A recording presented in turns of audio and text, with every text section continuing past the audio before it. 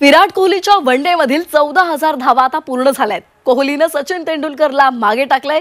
कोहलीच्या 287 डावांमध्ये 14,000 धावा त्याने पूर्ण केलेल्या आहेत। सचिन तेंडुलकरने वनडेच्या 350 डावांमध्ये हा पराक्रम केला होता। मात्र आता कोहलीने 287 डावांमध्ये ही कामगिरी केलेली आहे। यादीमध्ये तो आता पहिल्या स्थानी आहे। तर विराटने काल आपलं 51वं शतक झळकावलेलं आहे। विराट कोहलीच्या वनडे मधील 14,000 धावा पूर्ण झाल्यात। विराट कोहलीने सचिन तेंडुलकरलाही मागे टाकलंय।